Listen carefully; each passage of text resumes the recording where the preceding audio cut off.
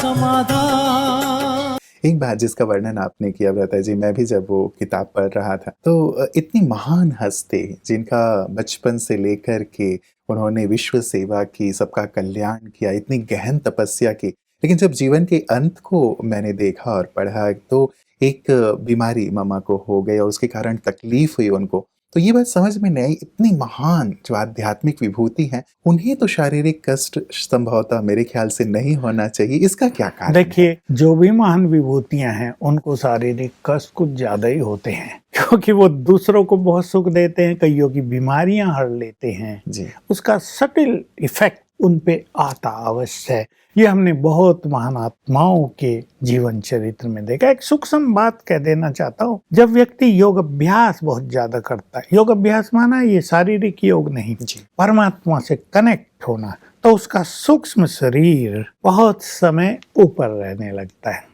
शरीर से एब्सेंट रहता है। और सूक्ष्म शरीर इज लाइफ एनर्जी, उसे शरीर को बहुत शक्तियां मिलती रहती हैं।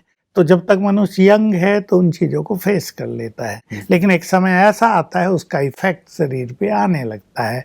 तो ये सब चीजें होती हैं योगियों के साथ, इसलिए जो बड़े बड़े योगी हुए उन पर इन चीजों का इफेक्ट हुआ है। लेकिन कुछ लोग स्ट्रांग भी हुए जिनको मेडिसिन का ज्ञान था या जड़ी बूटियों का उपयोग अच्छा कर लेते थे। तो लेकिन यहाँ आबू में उस टाइम न तो मेडिकल फैसिलिटीज थी और हमारा यज्ञ बहुत छोटा था, इसमें भी कोई ऐसी सुविधाएं नहीं थी, और ठंड बहुत थी, बरसात बहुत तूफानी होती थी। तो जो बीमारियां किसी को लग गई वो लगती रहती थी, बढ़ती रहती थी। अगर उनका उपचार हो गया होता तो वो समाप्त भी हो सकती थी। जी जी। लेकिन जैसे आपने कहा कि उनके चेहरे पे कभी भी इसका कोई भाव ही नहीं देखा गया, सब वर्णन किया करते थे कि मम्मा को भले ही तकलीफ है शरीर की लेकिन फिर भी चेहरे पे वो दिव्यता झलकती थी।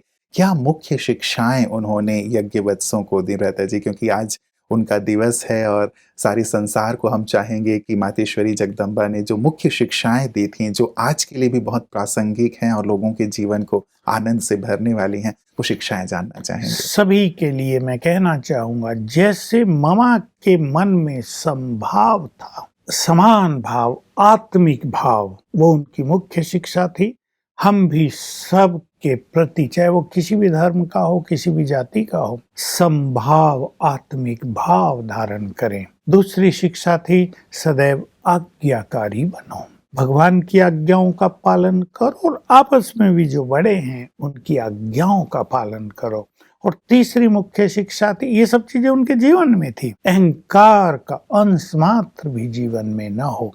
आध्यात्म का लक्ष्य ही होता है निरभिमानी बनना, मैंपन को पूरी तरह समाप्त करना, निष्काम भाव धारण कर लेना। यही मामा कहती थी, तुम भी ऐसे बनो, वाणी बहुत स्वीट हो, तुम्हारे मुख से सदैव ज्ञान रतन ही निकलते हों, सुखदायी बोल निकलते हों, ये मामा सबको सिखाया करती थी। और तपस्या पर बहुत ध्यान दिलाती थी, जोर देती थी। ये मामा की मुख्य बातें होती थी। जी जी जी, सचमुच इन शिक्षाओं को हम भी अपने जीवन में ले आए तो जीवन कितना सुंदर, सरल और श्रेष्ठ हो जाएगा। हमारी भी पूरी ही कोशिश होगी, प्रयास होगा कि हम इन्हें अवश्य अपने जीवन में धारण करें।